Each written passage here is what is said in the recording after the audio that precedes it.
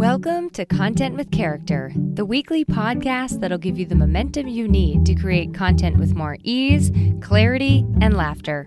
I'm your host, content copywriter Emily Aborn, and I'm all about unconventional marketing approaches. I believe in your big ideas, and I'm excited to help you share them in a way that's distinctly you. Research shows that up to 23% of people have been ghosted in the United States. Other terms closely related to this phenomena include breadcrumbing, benching, the slow fade, but these are not as spooky as straight up ghosting. Why is the ghosting technique becoming more prevalent in the online business world with collaborators, connections, and clients? Today we're going to dive into some of those reasons and a few things you might do about it. You may also walk away being a little less scared of ghosts. Hi, welcome back. We are diving into part 3 of our Risky Business series with something I've been thinking about a lot lately. I'll tell you where we're going today real quick, just so you can buckle up, get your bearings, and know what spookiness you're in for today. And then we're going to go straight in. Ghosting. Ghosting is a phenomena that has either drastically increased in prevalence recently, or maybe we just notice it now more because there's so much technology everywhere and we're so damn connected, and more people have the opportunity to ghost us than ever simply due to sheer increase in numbers of how many people that we interact with thanks to technology. So I've been thinking about ghosting a lot lately because number one, it's been happening to me professionally, kind of like a lot in the past 2 months, I'll say.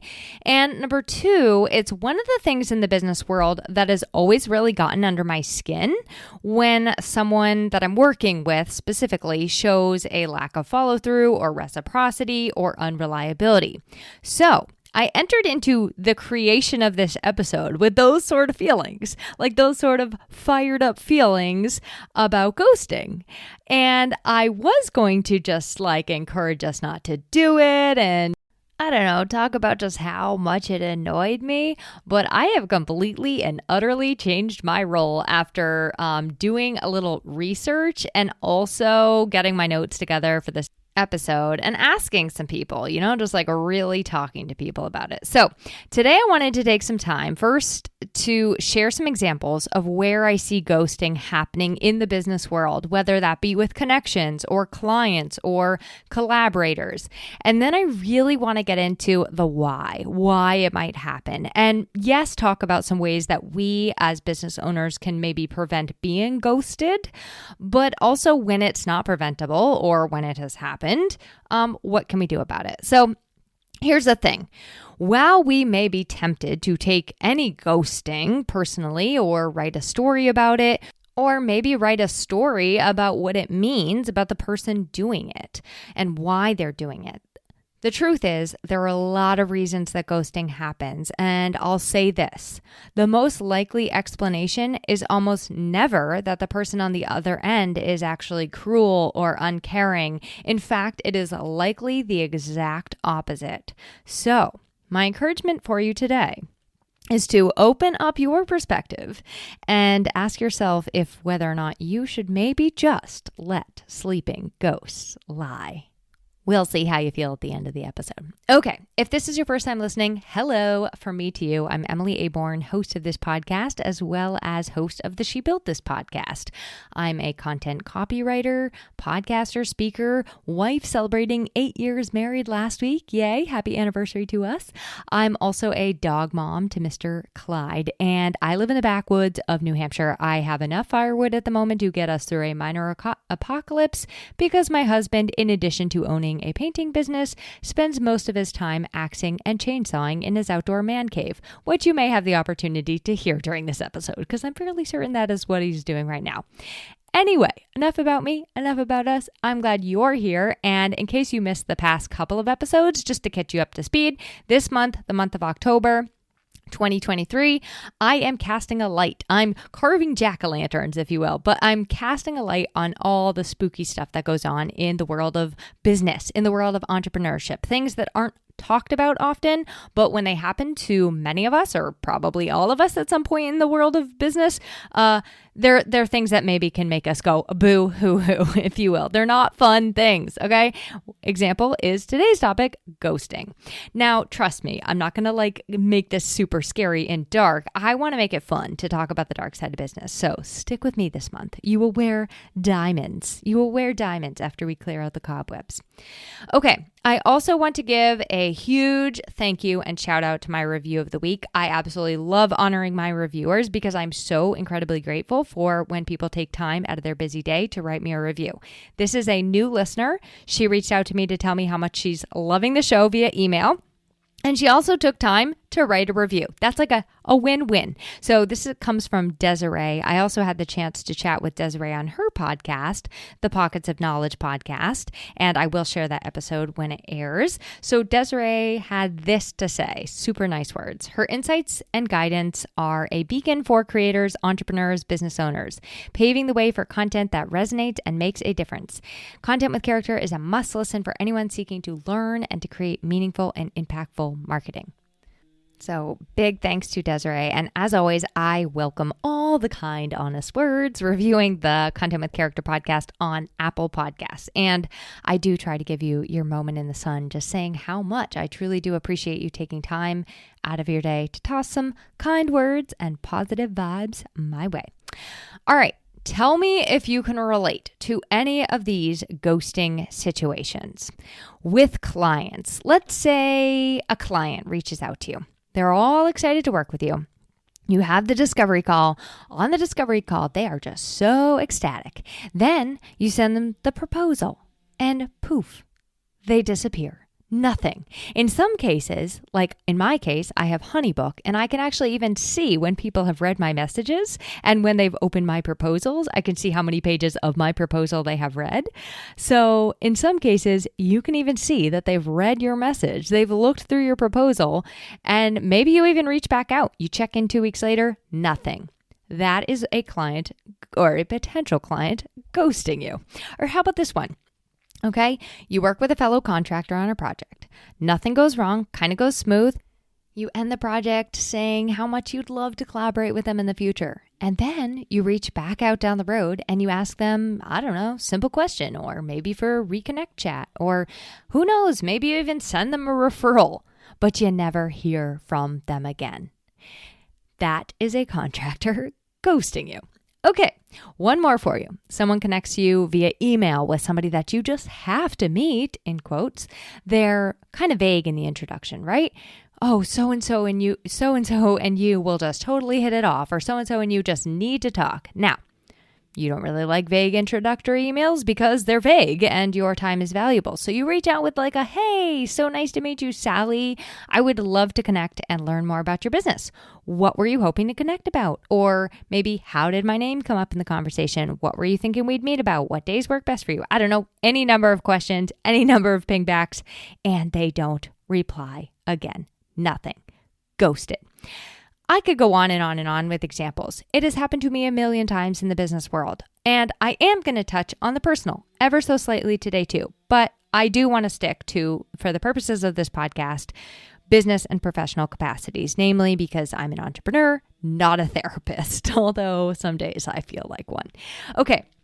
Business ghosting, like I said, it can take many forms. It can be the things I mentioned before. It could also be not hearing back after a job interview, especially after a job interview goes really, really well. It can be your clients, active clients, never replying to you. It can be collaborators vanishing after they told you you could be a guest on their show, or maybe even after your episode was recorded. They just vanish, ghost you. Ghosting is by multiple definitions that I found online. It is the act of suddenly cutting off communication with someone without explanation or warning. I would like to add to that definition. I would like to expand upon that definition. So here are some other things that I think that ghosting is. Ghosting is often a coping mechanism. It really can help to feel like you are protecting the one who is being ghosted. It can also feel protective for the one doing the ghosting. And It's like hitting an easy button instead of having to deal with a difficult conversation or potentially hurt someone's feelings. Another thing I would add to the definition is that sometimes ghosting is probably necessary. Now, I'm thinking of specifically like if somebody is toxic or harmful, or maybe just not getting the message after you are direct or you have established boundaries. I could see it being necessary in certain situations. Ghosting is also, sometimes a response. It is a reaction when you don't know the response or you're worried about making a mistake or saying the wrong thing. And it's just like too much for you to face that prospect. And then sometimes I think that ghosting is actually just like a little signal. It's a little sign that the person on the other side doing the ghosting is perhaps overwhelmed, or they're really, really busy, or maybe they're struggling. Maybe they're busy with life. Maybe they're actually just like living life, or they could just not be doing very well. So as you can see, if you just look at the definition of ghosting, none of it really has anything to do with you. Nothing really has much to do with you, the one being ghosted. Unless, of course, you're toxic, which I kind of doubt you are if you're listening to a podcast called Content with Character, though I could stand corrected. It also does not mean that the person doing the ghosting is uncaring or cruel or mean or even flaky. In fact, it could be the exact opposite, and they could be trying to protect you by not saying anything, or they could be trying to protect themselves from saying the wrong thing, let's say. Okay, I just want to share on a really, really personal level. If I ghost somebody, and I am guilty of this, okay? It is because I cannot stand the thought of creating conflict. I also don't really feel the need to tell somebody else all of the reasons that it's not working for me, because honestly, that is my problem. That is not their problem. And I don't personally feel the need to be the person coaching them or like teaching them some life lesson or trying to get them to change or be different to be my friend. And simultaneously, I don't want somebody else telling me all the things wrong with me and all the things that I need to change, all the things they don't like about me to be their friend. So sometimes if it's just not jiving, it's just easier to ghost. It is easier to do a slow roll out the back door. I don't want to ever hurt someone's feelings or harm them, so I often will avoid conflict that would do that at any cost. But listen, I'm admitting this to you right now openly because I don't actually think this is a good thing. I don't think it's a good or bad thing, okay? Maybe it's good. Maybe sometimes it's bad. My husband and I were talking about this the other night. I always consult him when I'm sharing a new podcast topic. So we were talking about this the other night, and he asked me, all right, Emily, which is worse, ghosting or going along with it when you're like not feeling it anymore and being inauthentic? And I said, oh, for sure, going along with it when you're not feeling it anymore and being inauthentic. Now, he also shared, and I share this sentiment too, I would actually way rather be ghosted. It's an easier way for somebody to rip the Band-Aid off than have drama or have somebody hurt me or have them like rip this Band-Aid off fast and painfully. So maybe in reflecting on it, maybe because I would rather be handled that way and let down softly, I then act that way that I would want to be treated. That said, I do not think that everyone considers it a gift to be ghosted. I do not think that some people like it one bit. Christina Granahan, she's probably listening right now. No, she is listening. Hi, Christina. She is listening right now, and she probably has lots of thoughts on this based on the Enneagram type and the Enneagram type that we are. She's an Enneagram coach. I digress for now, but it probably has to do with a lot of things. My personality, the way I was raised, etc., etc., etc. Brene Brown says, clear is kind, and it for sure is kind to be clear. I can also see in some instances when you didn't start out being clear or when you don't have that capacity to know that you can be clear or gentle or compassionate or kind, where you would probably utilize the technique of ghosting. A friend shared with me on the topic of ghosting the following thoughts. I've been on the side of being the ghoster as well as being ghosted. I ghosted people a lot, especially early on in my business when I wasn't clear about what I wanted. I felt really, really pressured and I didn't like it. So instead of approaching it or addressing it and standing my ground, having my own back, having my boundaries, I'd just be like, you know what? If I don't see it, it's not there. I don't have to think about it. Really, I just have terrible people skills. I'm always sitting there beating myself up. I don't need them to think less of me as well. So I just pretend it didn't happen and didn't exist. It is, for me, a coping mechanism. Anyway, all of this to say, and I hope you're realizing this, don't judge people who ghost you because a lot of times it's really not about you, and it is that maybe they lack the capacity or the skills, or maybe they don't want to hurt your feelings even one iota by getting into it with you. So I don't even like talking about the personal. It's a little too vulnerable, back up. So let's move on to the reasons professionally and in the business landscape that people might ghost each other, and maybe something you can do to prevent these instances from happening a little bit more, but then also what to do about it when it happens, because it's kind of inevitable in today's day and age with all of the technology, with the prevalence of connections that we're making. So let's start with clients. Okay, why might clients ghost you? Well, there's many reasons I can think of, but a few of these reasons are maybe they're overwhelmed. Maybe they're just like super overwhelmed. I've had so many instances where I'll send people the next steps to working with me and they don't get back to me. And some of it is like they just were too overwhelmed to even be able to take in the next steps, the things that they had to do to take action. Maybe it's that somebody has read your proposal or seen your price tag and they can't afford it and they don't know how to say that. They don't know how to say, you know what, that's out of my budget. That's out of my price range. It's possible that they're no longer interested. They found somebody else. They may not want to hurt your feelings and they may lack the skills or the capacity to be able to tell you in a kind way that, or they've written this story that it will hurt your feelings when they tell you no. How can we prevent clients from ghosting us or potential clients from ghosting us?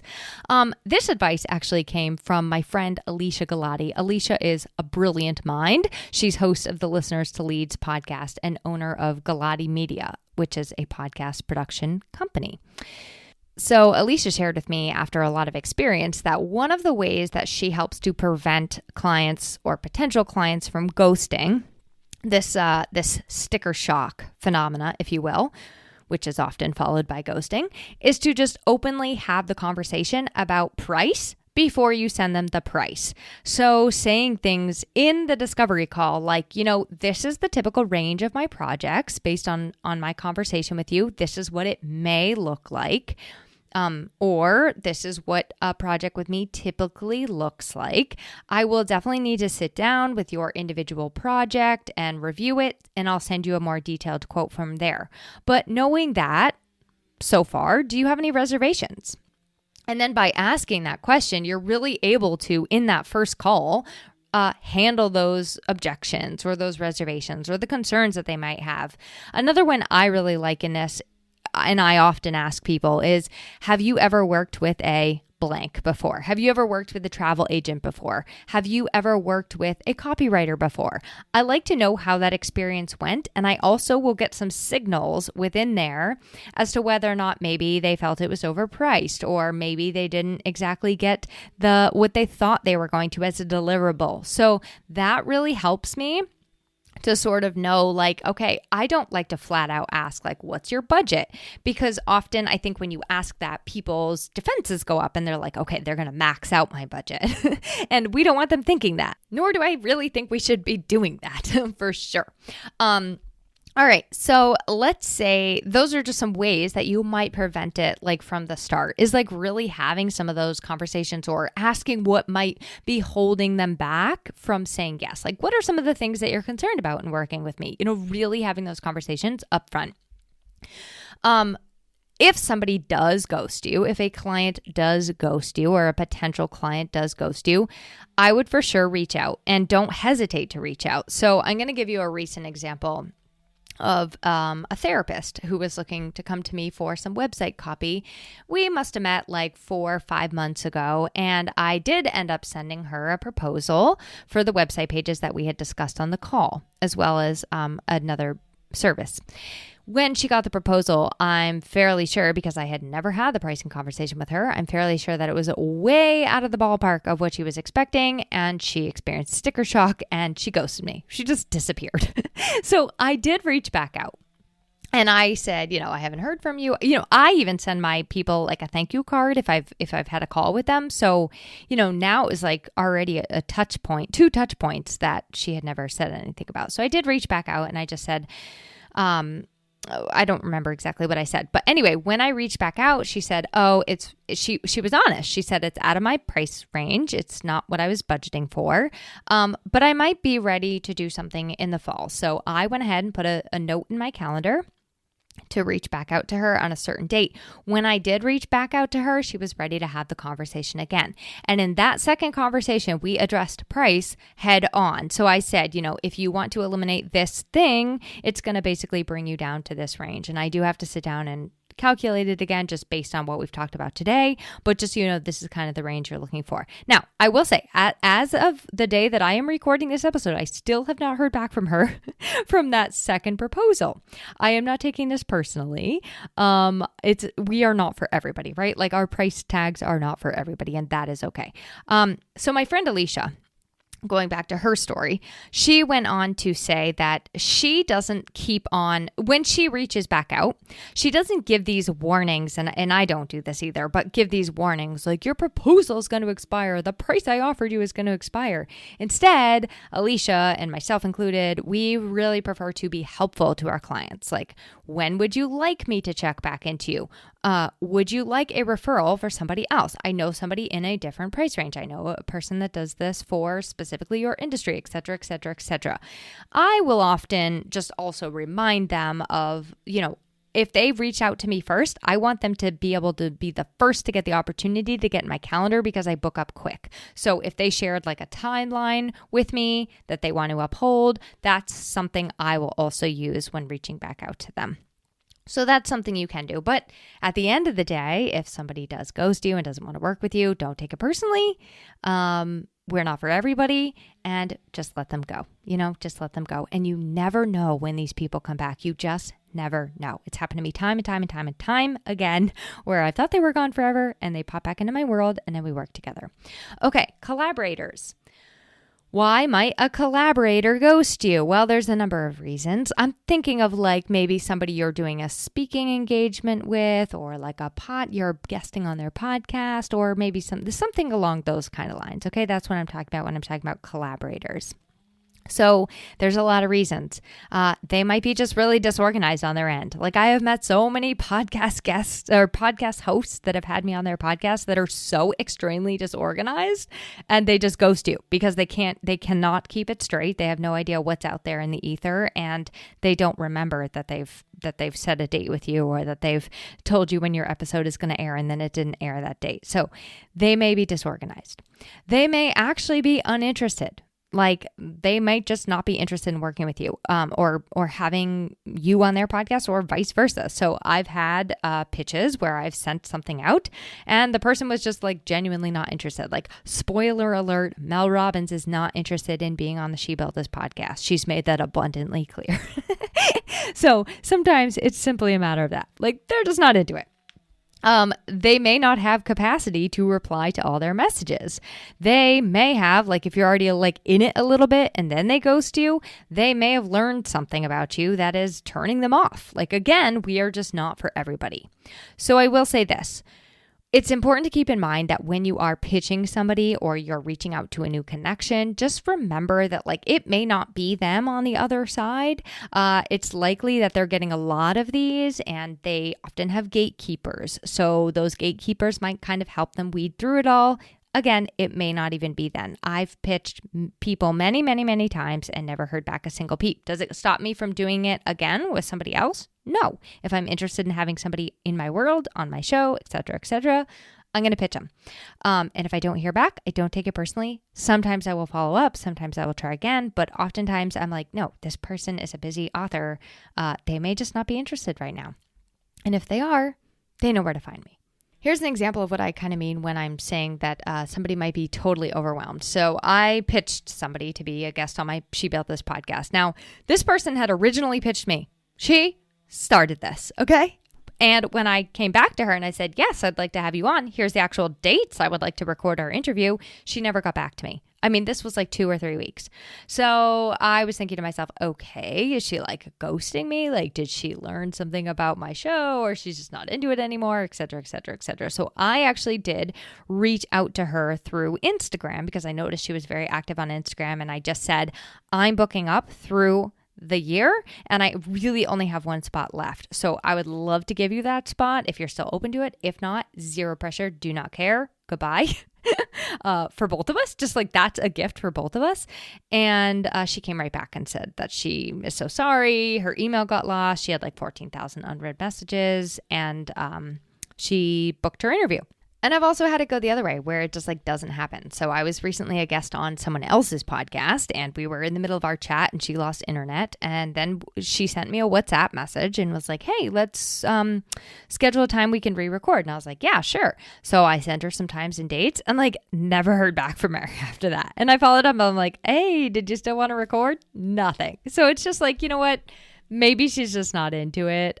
Or maybe she just has a lot going on. She's busy. She could be reevaluating her entire life at this moment. I don't know, but I'm not going to make up stories about it. And then sometimes maybe the collaborator like genuinely did not have a good collaboration with you on their end. And even if you were like, oh my God, it was amazing, it was so over the moon, they just didn't share that experience and they don't know how to tell you that they didn't share that experience. Like again, just a reminder, we are not for everybody. Another friend of mine shared how collaborations are just like really, really low on her priority list. Like first and foremost, she focuses on her clients. She only has so much time in a day, and like collaborators, connection calls, all that stuff is last on her list, last to get a reply, because she literally is just in the weeds every single day and doesn't have time for it. So just giving you things to think about before you go ahead and write the story about why the person didn't get back to you. How can you prevent it? Well, one way is to choose really, really aligned collaborators. Have that open conversation with people about like what the expectations are, or maybe what value you're looking to bring to them, right? Like show the value to them as a collaborator, and that's really, really going to help you to be set apart when it comes to like who they ghost and who they don't. And then when you're in an actual collaboration, like be a really good collaborator, follow through, be reliable, communicative, etc., etc., etc. What to do if it happens to you? All right, reach out once, maybe even twice in a different way, like on Instagram, like I said, if somebody doesn't reply to your emails, but really don't push it. Like let it go. We are not for everybody, and not every opportunity is for everybody. So let it go. Okay, number 3, connections. Here I'm talking about like the coffee chats, right? Like, hey, so-and-so, I want to introduce you to so-and-so, and I think you two will hit it off great, and you should have a coffee chat. Now, people do this for all kinds of reasons. They don't reply because, namely, they live really fast-paced lives, and their inboxes are disgustingly full of unread messages. I recently had this happen with an email exchange, actually 2. And this is like kind of what inspired me to write this episode, because I was like, this is so annoying. Like, do not connect me to somebody who is just going to ghost me in the next email. So one of these ended up, he actually did it. The email just totally got lost. It was like a thread, and I don't know, maybe he doesn't have Gmail. So he just totally ended up getting lost and not ever being able to get back to that original email. And then it just like popped into his mind one day, and he's like, oh my God, I never followed back up with Emily. So we scheduled a time to chat. The other one still has not followed up. I simply reached out and asked a question, because I don't like to just hop on a coffee chat that is like vague and doesn't have like a purpose. So I simply reached out and asked like a clarifying question, and I haven't heard back. And you know what? Maybe my question was really, really overwhelming. I don't know. Maybe it was overwhelming to think of like taking that scheduling step. Personally, I don't have an automated booking link, so that can make it like also feel overwhelming, I think, for certain people. Like they're just like, oh my God, I just want to be able to book it into your calendar. I don't have that. So how can you prevent it? Well, number one, I'm not really sure you can, but one thing you could do is have that automated calendar link. But even then, I'm like thinking it through and I'm like, I've actually been stood up by connections even when they booked themselves onto my calendar. Again, I like to, if I am having a coffee chat with somebody, I like to start it honestly, like with a couple of emails to kind of like make sure we're both into this, which is why I ask those follow-up questions. But as you can hear in my examples, sometimes my follow-up questions get me ghosted. So maybe that's not working. So ways to prevent it, I don't really think you can. Like, we live in a very busy world. People are living really, really fast, and some people are just living too fast, in my opinion. So don't push it. Go ahead and follow up once, especially if it's something you're really, really interested in, but don't push it. You don't have any idea what is happening on the other end for them. Okay, and I'm just going to take us home with a couple more little like tangible things you can do. So let's say this is someone who ghosted you, who like you're more closely connected to. I mean, you can always send along something like, hey, I just wanted to check in. I'm getting the sense you're no longer interested. Let's say it's a potential client. If that's the case, would you just let me know? I do this with my clients sometimes because, like I said, I fill up my client schedule fast and I want to remind people that I want to give them the first spot in my schedule if they want to do it. And if not, 0% worried. Like, I also will offer them the gift of, I can check back in with you at X date or whenever you want me to down the road, if that would make it easier for you. Like, I understand now might not be the time, but later might be the time. So let's check back in. And like I said, I did that recently with a woman who ghosted me. Checked back in with her. She said she wasn't ready then. So I checked back in with her down the road in a couple months, and we just had another call. So now I have another proposal out there. I'll let you know how it goes. But yeah, some people just need check-ins and reminders and grace because they might be feeling that pressure, and you can just take the pressure off them. Be like, you know what? It doesn't have to be for right now. It could be for literally any time down the road. And then you put a little date on your calendar, you remind yourself to come back to it, and voila. You're off to the races. Okay. The second thing I wanted to share in like what to actually do, I want to say, like, I'm not trying to say it's not about you so that you don't feel your feelings, because I want you to feel your feelings. I always want you to feel your feelings, but I would avoid the dwelling, the spiraling, the making up of stories, because like I said at the beginning, it likely has very little to do with you. If you're feeling very frustrated, very agitated by people ghosting you, you can talk to somebody and ask like, why might this be happening? And I also would encourage you, like if it's emotionally affecting you, to talk to a therapist or a coach or somebody who can really help you work through that and process it, because it's really important to let it go when it happens. But if you don't feel like you can let it go, then you might need to talk to somebody else. But yeah, just let it go. Like, if somebody is doing this, you are probably better off without them. Like, that is how I would want to think, like if somebody doesn't want to be working with me, communicating with me, in the same room as me, etc., etc. Like, I don't really want that for them either. Like, that is not doing either of us any favors. So I don't keep bugging people. I don't keep asking people like, what went wrong? Tell me, give me the whole story. Like, just give them their space, respect their decision, bless, release, move forward. If you do bump into somebody who has, let's say, ghosted you in a professional setting, I want to encourage you in this. We can still be kind, okay? We're all grown-ups here. We can still be courteous. We can still be kind.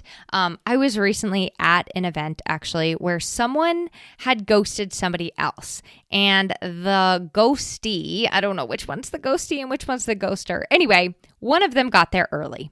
And the person waved. They were like, hey, we're sitting over here. And the ghoster did not even wave back. They also did not come over to where the rest of the group was until like somebody else had arrived. It was a little bit childish.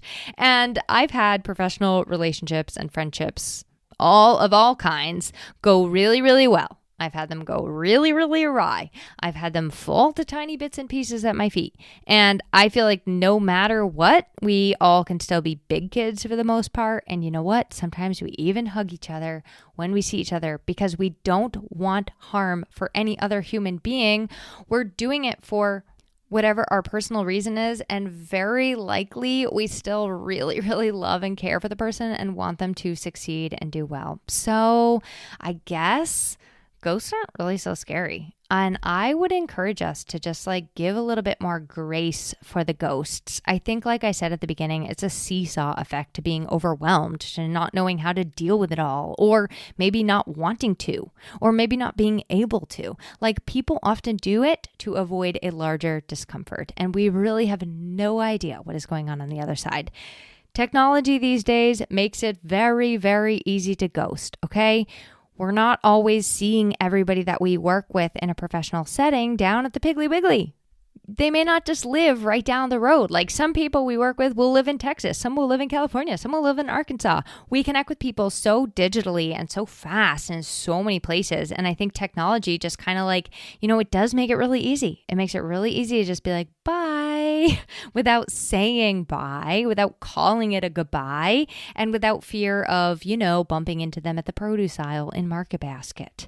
So I just want to reiterate and remind, I think most of the time, ghosting is probably not your fault. It is not you, the ghostee's problem or fault. And realistically, we have no idea what is going over in someone else's life. So just not really helpful to write the story for them. Again, it probably has very little to do with you. I know that when I have been ghosted professionally, also, these people are not thinking about me like I'm thinking about them. I remember when this happens, and I will often think about it over and over and over and over again. Those people are not thinking about it. They've moved on. So just a reminder, we can move on too, and we are not for everybody. Give yourself the closure, okay? Give yourself the closure that they have not given you. Now, I want to make sure that I'm being very clear. I'm not condoning the activity of ghosting. I'm explaining why it might happen in hopes that it will give you a little bit more insight and a little bit more grace, and also stop taking it so personally. But when it comes to being a business owner, being a professional, I would encourage you to second guess when you're ghosting in a professional setting. I'm not talking about your personal life. I don't know anything about your personal life.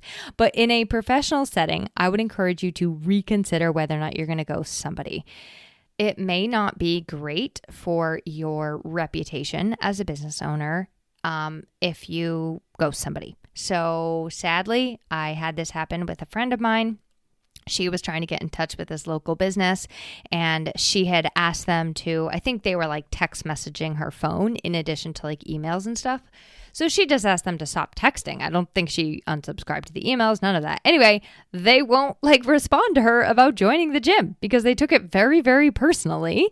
Now, sadly, this is a local business, like I said, and their reputation is sort of being damaged because she has told me, who knows, I might tell somebody else. The entrepreneurial space is small. It is small, and a lot of us know each other's names. And I think that follow through when it comes to potential collaborators, clients, and your connections is actually very important. Even if I don't want somebody on my She Built This podcast, if they took time to write something thoughtful, if I can tell they actually listened, I will reply to them and kindly let them know I'm not taking guests right now, or kindly let them know it's just not a great fit. Now, between you and me, the robotic ones, I delete. I just delete those. I'm so sorry. But if you are mass sending emails to every podcaster you can find, and I just so happen to be one of them, no thank you. I don't even think that's ghosting. That's just deleting spam messages. But anyway, if you don't want to meet up with some random person on LinkedIn, or if somebody does email you and wants to get together for coffee and you really don't have time, or maybe you don't want to, just take a second to let them know kindly, right? Kindly. My schedule's full right now, maybe down the road.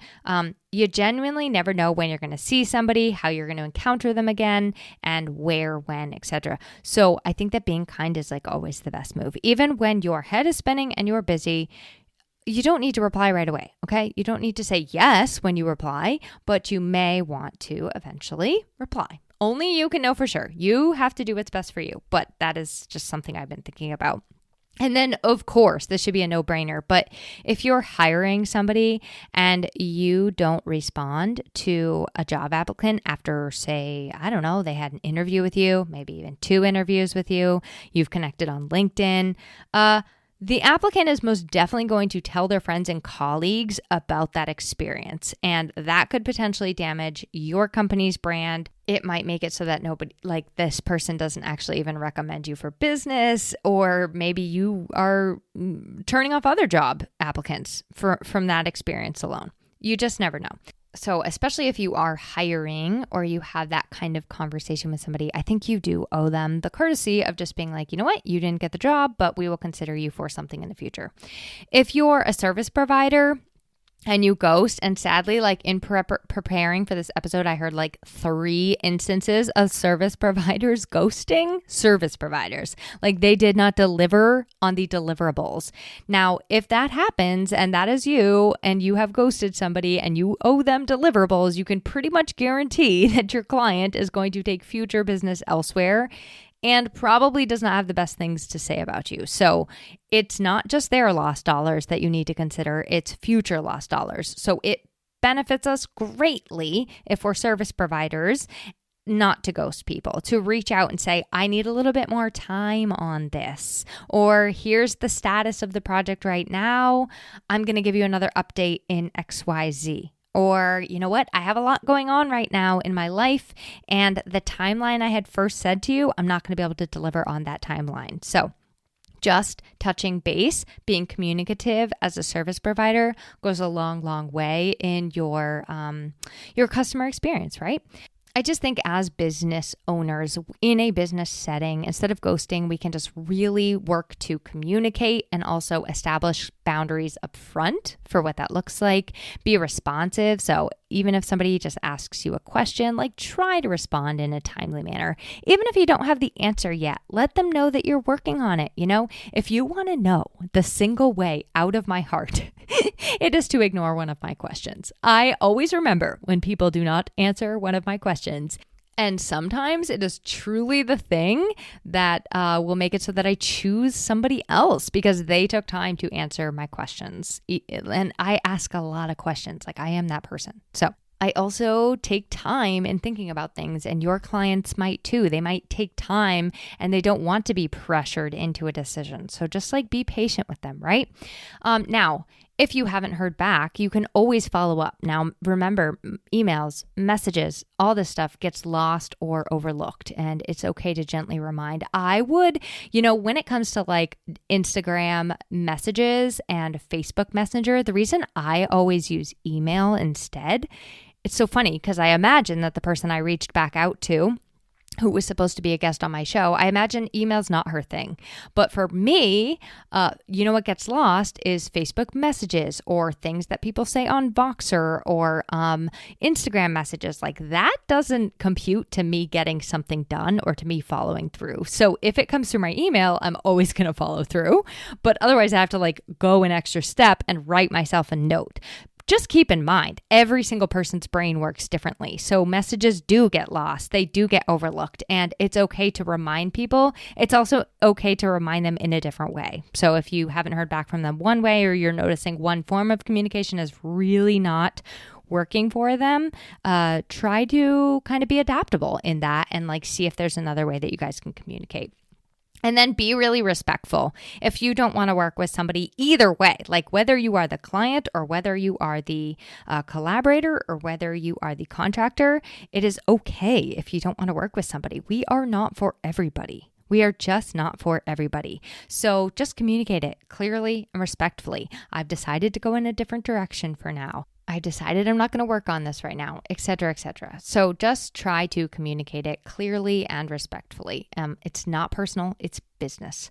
And lastly, I just want to say, we can try our best to follow through and be responsive. And if something is getting in our way, like let's say time management or prioritizing or mental health struggles or life events or something else entirely, I just want you to give yourself some grace. Okay, stop beating yourself up if you're not able to be responsive and to reply to all of the things. And maybe this is just an encouragement or an opportunity for you to reach out to somebody that can help you with the thing that you're struggling on. But as the ghostie, as the one being ghosted, please, please, please don't take it personally. Okay, on that note, I really want to invite you to share any thoughts with me that you have on either being ghosted or doing the ghosting, and I will happily revisit this topic in a future episode. So let's chat about it if you have more things to add that I didn't get to. Next week, I think I'm going to get even scarier, even spookier. We're going to talk about the frightening things I see in the world of content and marketing. Are you ready for it? I hope you'll be here, and I'll see you then. Thanks for listening to this week's episode of Content with Character. If you loved the episode, please make sure to subscribe to the podcast, rate, review, and share it with someone else you know it could help. For more content and visibility tips, visit my blog at emilyaborn.com, and be sure to connect with me on Instagram at emilyaborn. I'd love to hear how this inspired you to take action.